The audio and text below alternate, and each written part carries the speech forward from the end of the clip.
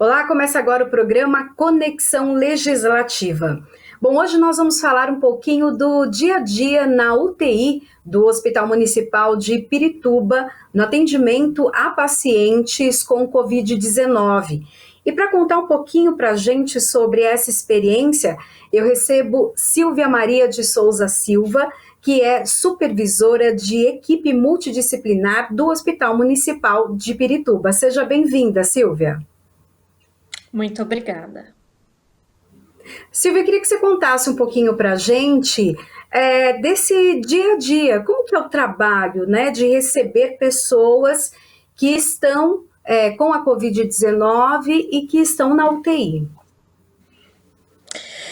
Na verdade, por mais que seja algo que a gente exerça no nosso dia a dia, né? Agora que a gente está sendo um pouquinho visto, o que a gente acaba fazendo no nosso dia a dia. Mas eu confesso que foi e está sendo desafiador a cada dia, né? Porque hoje a gente conhece um pouco mais da patologia, a gente está conhecendo como é que é a evolução, como é que são os casos de pioras, mas como foi tudo muito rápido que aconteceu, então é uma coisa muito complexa para a gente. Em vários sentidos, tanto no sentido do nosso físico, do excesso de trabalho, quanto da questão emocional propriamente dita da gente enquanto profissional. Uhum. Qual foi o momento mais difícil até agora para você? Eu acredito que para todos nós foi o processo de implantação, porque do dia para a noite, todos os serviços, tanto a rede particular quanto a rede pública, a gente simplesmente teve que implantar, né, todo esse serviço, grande parte dos serviços a gente tinha aí 10, 15 leitos de UTI, não mais do que isso em hospitais de grande porte. E do dia para a noite a gente teve que deslumbrar aí 60 leitos de UTI de alta complexidade. Então, essa situação de fazer acontecer do dia para a noite foi muito difícil para todo mundo da equipe multi, né? Porque a gente teve que fazer acontecer.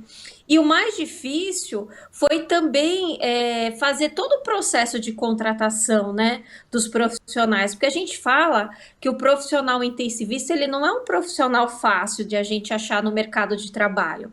Ele é um profissional de alta performance. Então foi multifatorial as dificuldades. Tá, e quais são os profissionais envolvidos para atender um único paciente ali internado com Covid-19? Então, a equipe multi é uma equipe muito grande, né? O médico intensivista, quem que é o médico intensivista? É um profissional que fez uma faculdade de 6 anos, mais 4 de especialização. Tem o enfermeiro intensivista, fez a faculdade de 4 anos, mais 2 de especialização em terapia intensiva. Eu, por exemplo, sou uma profissional. A gente tem o técnico de enfermagem, que é um profissional de 2 anos. A gente tem o fisioterapeuta especializado. Então, ele vai desenvolver tanto a parte ventilatória, tanto a parte respiratória, quanto a parte motora, porque esse paciente ele fica acamado por muito tempo. Então, você tem a fonoaudióloga, que já que o paciente está entubado, ela tem que trabalhar toda essa parte de deglutição, a nutricionista, né? Porque grande parte desses pacientes acabam se alimentando por sonda. Você vai ter o farmacêutico clínico para nos ajudar com relação à questão medicamentosa de interação, porque tem uma medicação que pode, outra não pode no mesmo horário. Você vai ter o auxiliar administrativo, porque dentro de uma UTI existe uma quantidade administrativa tremenda. São vários exames laboratoriais que tem que ser feito, tem que ser marcado. Você também vai se deparar com o engenheiro clínico também para cuidar da rede de gases, todo o processo de manutenção, porque a UTI tem muitos equipamentos. Então, aquilo que eu falo, é um desafio também trabalhar numa UTI, né? Porque lidar com pessoas não é fácil. E todo mundo está muito agitado, porque são muitos pacientes. Então, a gente, além de cuidar de toda essa demanda, tanto administrativa quanto profissional, é a que muitas vezes acaba tendo gestão de conflitos, né? Que a gente vai ter que desenvolver. Porque muitas vezes uma conduta acaba atrelando na conduta penal. Uhum. A evolução de um quadro, uma pessoa que chega ao hospital ali numa condição já de Covid, mas com sintomas relativamente leves, né? É muito rápido quando chega ao ponto de uma intubação?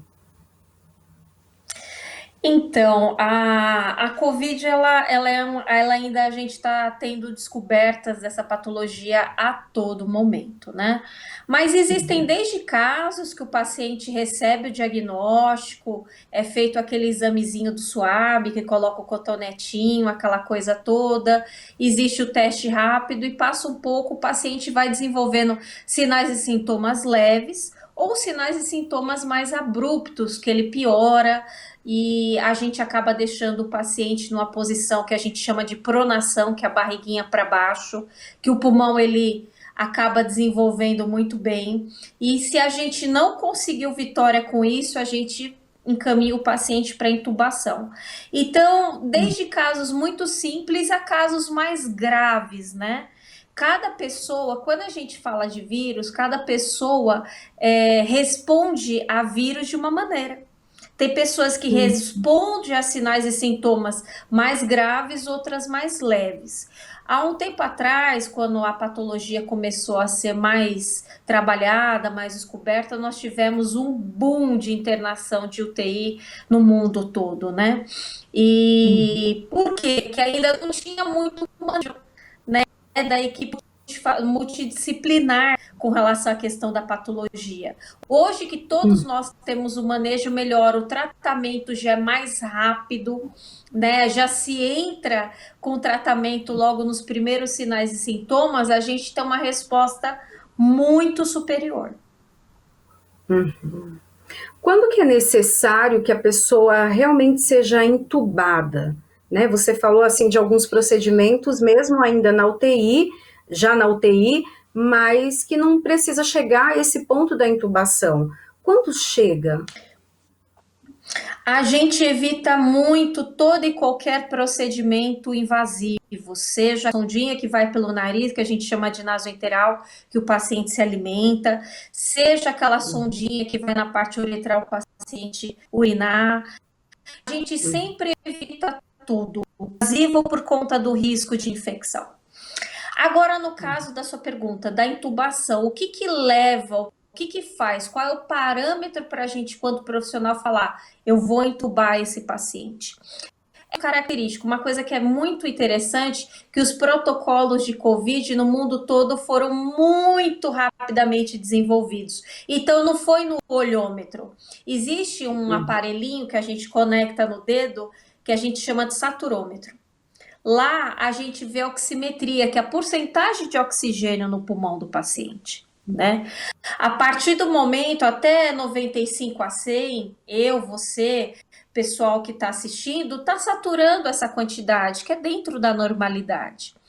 Agora, o paciente que está com um quadro mais desenvolvido, um caso mais grave, eles chegam a saturar 85, 86, e aí eles vão precisar de um aporte ventilatório, que só com oxigênio não vai adiantar, precisa de algo mais invasivo. Só que antes disso, a gente oferta oxigênio pelo cateterzinho, tem a máscara de reservatório. Mesmo quando isso não adianta, a gente deixa o paciente, que a gente chama em pronação, deitadinho com a barriga para baixo, que dá uma resposta maravilhosa. Mesmo assim, se tudo isso não adiantar, a gente vai para intubação, que é um procedimento que participa o médico, participa o fisioterapeuta e participa o enfermeiro.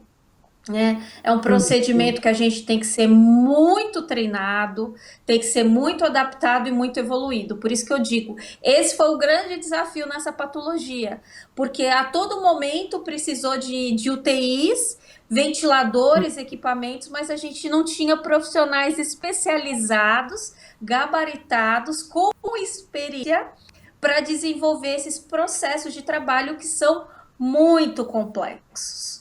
Né? Porque o que acontece? O paciente vai ser sedado, como se ele fosse fazer endoscopia, ele vai relaxar, ele vai deitar. Não, é algo mais forte, né? Então, é um conjunto de processos de trabalho muito complexos que a gente desenvolve no paciente. Né? Então, a partir dessa intubação, ele vai comer pela sondinha, vai urinar pela sondinha, né? Todas as medicações são endovenosas, são pela veia.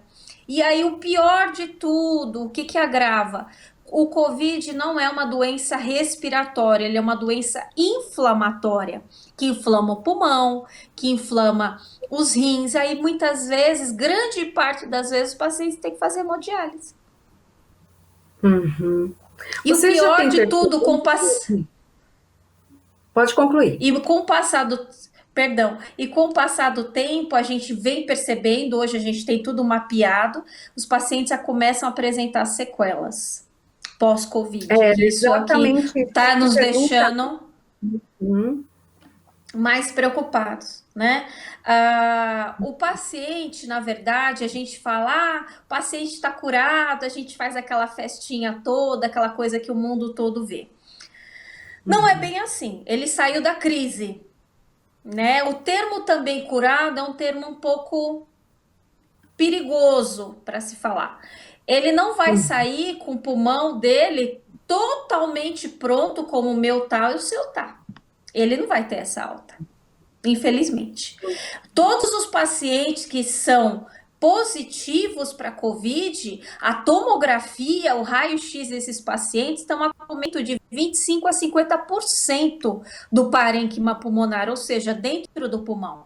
Então, se esse paciente ele andar dentro da própria casa dele, ele vai sentir uma falta de ar. Imagina a gente com meio pulmão, né? Se com o pulmão a gente se cansa, não consegue desenvolver algumas atividades físicas, imagina só a gente com meio pulmão, né? Exatamente. Imagina o nosso rim totalmente inflamado, né? A nossa parte neurológica, nas internações a gente percebeu muito paciente com AVC, porque acomete a parte neurológica também, relapsos de memória, né? Grande parte, 90% dos pacientes que estão entubados ou pós-intubação, já saindo da sedação, eles ficam muito esquecidos. Eles não sabem onde eles estão, como eles estão. Então, isso aí está desenvolvendo estudos ainda no mundo todo, mas algumas evidências a gente já tem, né? Que são essas sequelas.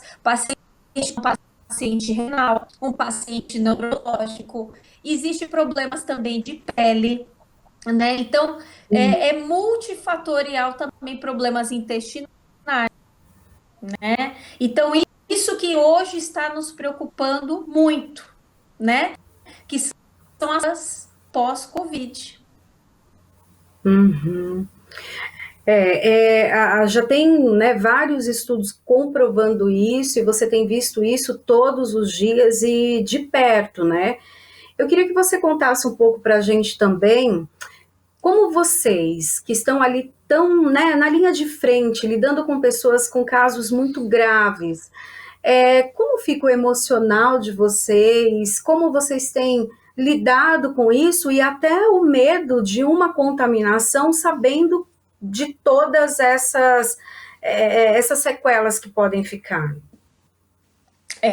Eu falo que o medo é algo iminente. Na verdade, a gente não chama nem de medo, a gente chama de pavor, né? Porque a gente vendo no dia a dia o desenvolvimento dessa patologia, paciente entubado 15, 20 dias, começa a acumular escara, vai para hemodiálise.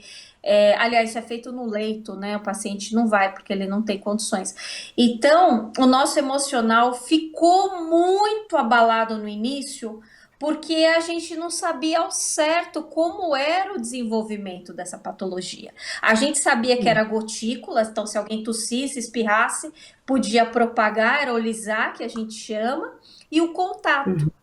Só que assim, grande parte de nós profissionais, nós nos contaminamos, né? Então, grande parte dos serviços existem as testagens.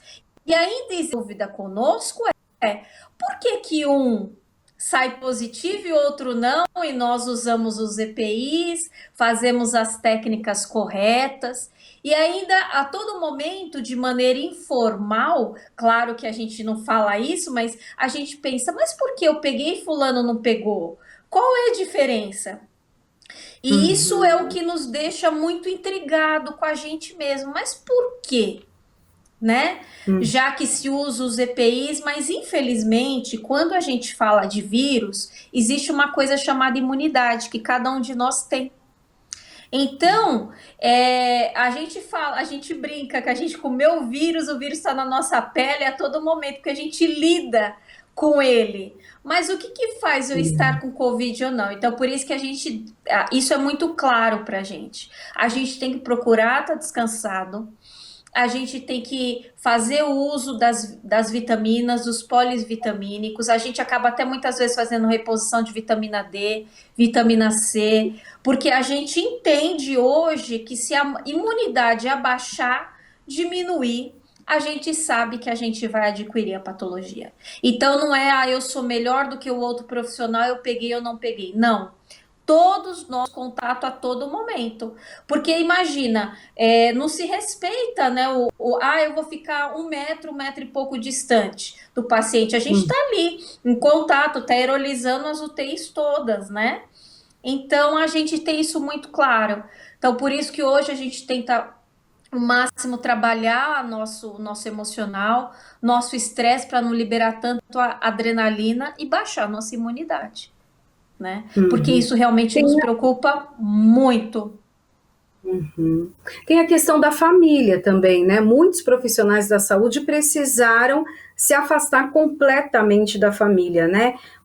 Realmente mudar de casa, ir para outro lugar, ou os familiares morarem então com outras pessoas para não ter esse contato. Ou médicos ou enfermeiros que chegavam em casa, os filhos queriam abraçar e eles já tinham que falar, não, agora não, né? E ter ali que se higienizar para depois ter o contato com a família. Isso também mexe, né, no psicológico? Muito, muito mesmo, porque grande parte das nossas famílias não chegam perto da gente, né? Porque por mais que a gente faça a testagem quinzenal, mensal, mas o medo das famílias é muito grande. As que permaneceram em casa, as que estão tendo contato, principalmente as mães, os pais, né? Por mais que a gente saiba que as crianças são vetores. O que é vetores? Eles não vão adquirir a patologia, mas eles passam de um para o outro. Então, vamos supor, eu tenho meu filho, vamos supor que eu estou positivo. Meu filho tocou em mim, se ele tocar na vovó, ele vai transmitir para a vovó. Né? Então, a gente se sente muito pesado, mas a gente se sente sujo, a gente se sente inadequado. Né? E alguns profissionais se sentiram muito mal, porque teve esposa que separou, marido que separou, né? O medo é tão grande porque grande parte de nós nos contaminamos, né? E automaticamente a gente já tem uma imunidade muito mais alta do que as outras pessoas. Se a gente ficou afetado, teve vários colegas que foram para leito de UTI, outros ainda estão, né? Se a gente ficou muito mal, que já está acostumado com o grau de virulência, imagina quem não é da área, que não tem esse Hum. contato. Então, eu confesso, esse é um dos maiores sofrimentos que todos nós temos. A gente não poder abraçar um pai, abraçar uma mãe, né? Isso é horrível. Isso eu confesso que foi algo que a gente não conseguiu evoluir ainda. Uhum. Nossa, imagino. O Hospital de Pirituba, onde você está, ali na zona norte-oeste, né, aquele território, está bem pertinho de uma área bem complicada aqui da cidade de São Paulo, que é a Brasilândia, onde tem o índice maior ali de contaminação. Eu queria que você explicasse para a gente se as pessoas da Brasilândia acabam indo ali para Pirituba, são atendidas naquele hospital. Você percebe se as pessoas estão mais conscientes ou o que leva a ter tanta contaminação num bairro? Então, nossa, a sua pergunta ela é maravilhosa porque muitas vezes as pessoas não entendem por que o paciente vai para uma região ou vai para outra. Uhum. Isso é muito bacana a sua pergunta. No início, quando tinha os hospitais de campanha, ali era o primeiro local.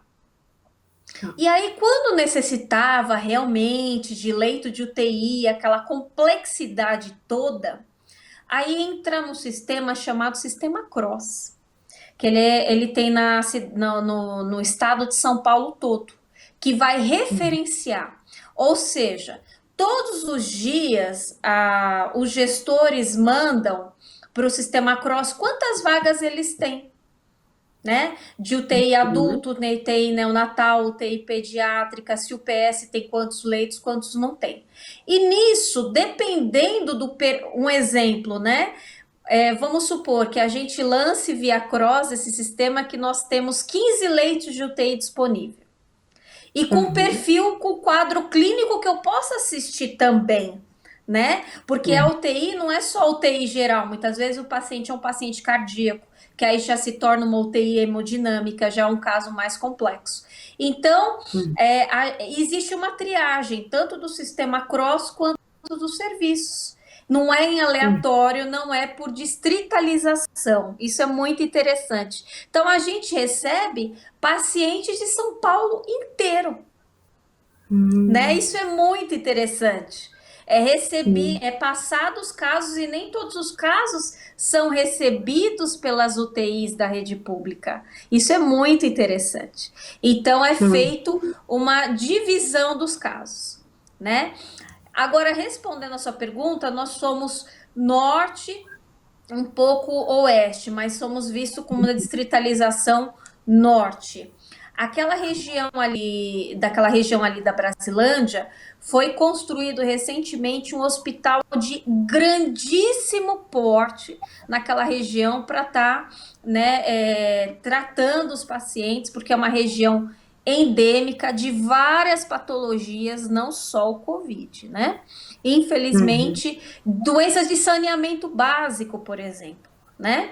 Então, foi o que deu um aporte um pouquinho para a gente, né? Mas a gente acabou pegando toda a Zona Norte e toda a Zona Oeste, porque nós somos referência da Zona Norte de Covid. Então, realmente, a nossa porcentagem de ocupação hoje está um pouco mais baixa, gira em torno de 80%. Mas até Uhum. então era 90% a 95%. A gente, em nenhum momento, nós tivemos e sempre casos muito graves. Uhum. Você falou dos casos graves, né? E como é assim para vocês perder, né, pacientes, pessoas que chegam ali, às vezes não, aparentemente não estão tão mal, né? E quando você vê, já entra num grau mais profundo e óbito, né? E a família não consegue se despedir, não consegue Nossa. visitar. Como que é? Eu não vejo outra palavra a não ser horrível. Porque nós vivenciamos, todos nós, família, e a parte de equipe multi da pior maneira possível. As UTIs sempre abertas, né? Nós sempre tivemos horário de visita, fizemos tudo, mas grande parte dos serviços, em gênero, número, fechou logo imediatamente justamente um protocolo para que o médico intensivista que esteja ao caso, todos os dias após eles passarem visita, avaliar, claro, eles ficam dentro da UTI, né, a todo momento, porque os pacientes de UTI, eles agravam. A gente pisca o olho, eles agravam. E eles entram em contato com a família, passa a real que está realmente acontecendo, né? Mas é muito ruim porque, assim, o contato, ele é mínimo. Até o pessoal da psicologia hospitalar, em grande parte do serviço, desenvolveu aí no mundo todo a questão da videochamada, né? Quando o paciente já está mais consciente, com menos sedação, até para que a família não fique traumatizada, né? Porque vê o paciente com tubo, o paciente sedado, com todas as sondas, drenos e catéteres, 5, 6, 7, 8 bombas de infusão, aquilo é traumatizante, né? Então, a partir do momento que a pessoa recupera um pouco mais a consciência, a equipe da psicologia hospitalar, isso grande parte do serviço fez esse processo da videoconferência. Então, assim como a parte clínica passa o caso para as famílias, existe também o pessoal da psicologia que faz a videoconferência, para que não fique uma coisa tão distante. Claro que ele é fundamental, a presença ele é fundamental, né? Aquilo que as famílias sempre falam, eu quero ver, né? Isso é nosso. A gente querer ver, a gente querer tocar, né? Mas infelizmente eu entendo que isso foi o pior da patologia para todos nós, porque é uma patologia muito traiçoeira, porque ao mesmo tempo a gente entra com todas as medicações, tudo certinho, direitinho, o paciente desestabiliza hemodinamicamente e ele tem uma parada respiratória ou parada cardiorrespiratória. Isso é muito grave para a gente quanto profissional, porque a gente se sente incapaz, né? Porque em outros momentos, né, falando, eu tenho 15 anos de profissão, muitos anos de UTI, a gente não se deparava com algo assim, a gente passava um boletim para a família e passava 24 horas, o boletim se mantinha, né? A não ser o paciente em cuidados paliativos, que é um paciente que já tem um prognóstico fechado, mas caso contrário, não. Então, isso é muito complicado, porque a gente passa um boletim para a família, dá 24 horas, é outro 100% diferente. Parece que a gente confundiu os pacientes e estamos falando de outro, né?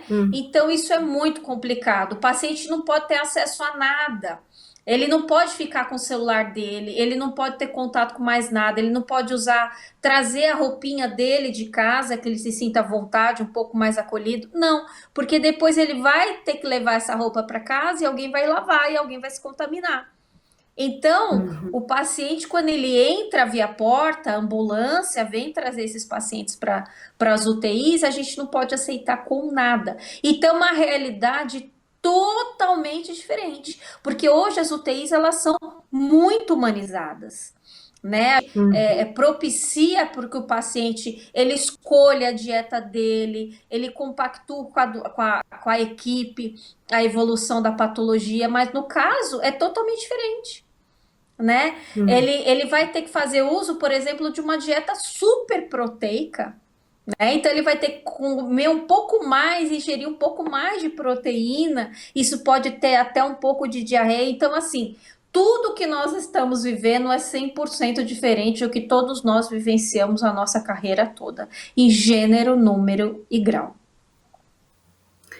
Nesse período de pandemia da Covid, o que a gente percebeu também é que no começo faltou EPI, houve, né, o consumo, né, de pessoas comuns por EPIs que vocês precisavam, as pessoas da área da saúde, acabou faltando de uma certa maneira. Como que está hoje essa questão do EPI? E até para a gente concluir, daqui a pouquinho estamos terminando o programa, passou voando, mas eu queria que você falasse desse legado, porque vários hospitais acabaram que estavam até abandonados, foram equipados, tiveram as portas abertas, profissionais contratados.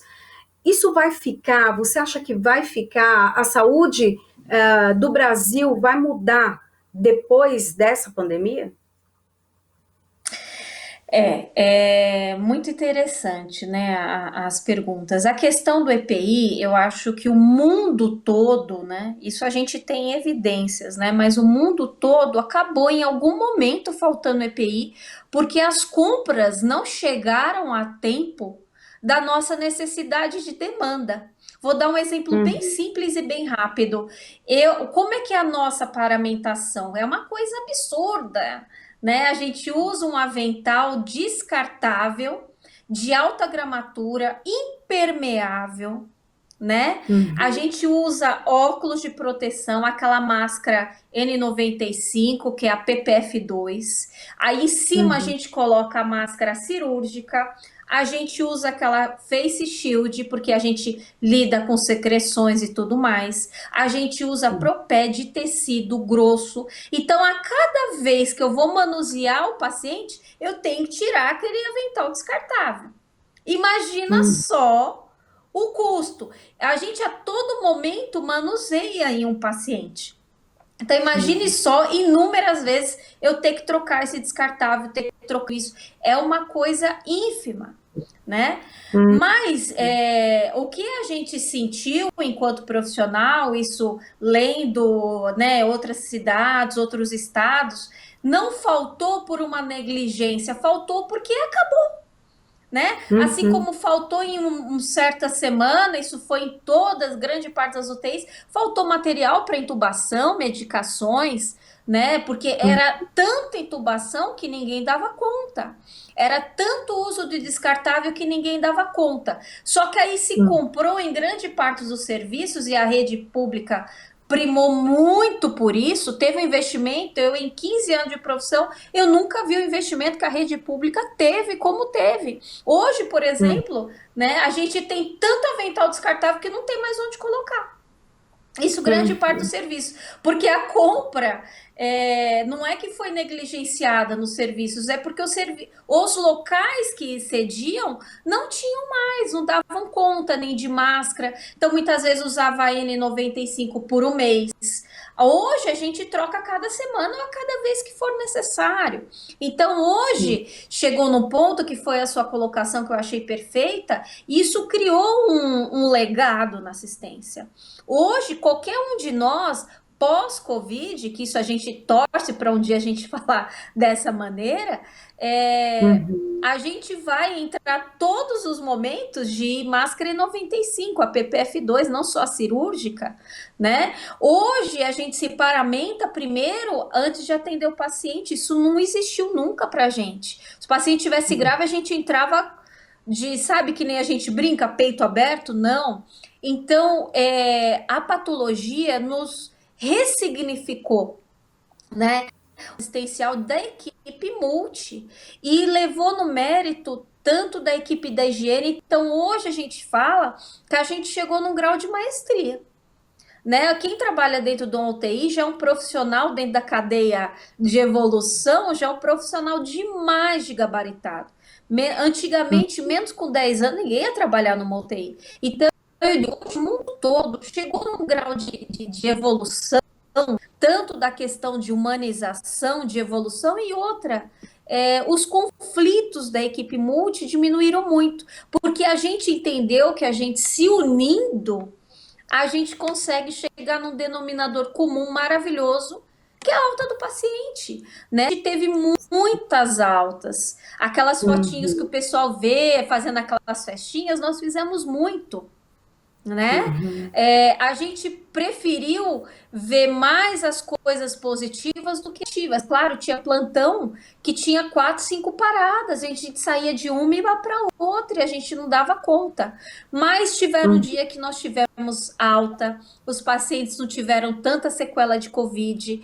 Então, foi o que você falou com primazia. Se formou um legado e a gente uhum, acredita, tanto na rede pública quanto particular, que vai se manter, porque nós uhum, entendemos vários processos de trabalho. Nós entendemos as necessidades das EPIs, que eles não podem né? Nem pensar em faltar, porque esse funcionário vai se afastar e um funcionário cuida de vários, e ele não vai integrar uma equipe multi, né? A Uhum. mesma coisa, os conflitos, eles praticamente diminuíram. Então, a gente vê o resultado disso do paciente em gênero, número e grau. Então, foi o que você falou com perfeição, um legado. Uhum. Bom, o programa já chegou ao final, né? A gente até estourou um pouquinho, porque realmente é muita coisa para falar. E para terminar, eu só quero então agradecer você, agradecer a todas as pessoas que estão ali na linha de frente, né? Cuidando. Estou emocionada assim, porque vocês têm dado a vida de vocês, inclusive, para cuidar de muitos. Então, agradeço você em nome de todos. Muito obrigada. Muito obrigada. Obrigada mesmo, só para finalizar. Muitos nós ficaram doentes. Foi horrível ver colegas nossos entubados, morrendo. Mas a gente sabe, no final das contas, que tudo isso tem um porquê. E o porquê foi o que você falou. É o legado que nós vamos deixar e vai continuar. Eu quero agradecer então. E, bom, o programa Conexão Legislativa fica por aqui. A gente se encontra na programação da Rede Alesp. Tchau, tchau, até o próximo programa.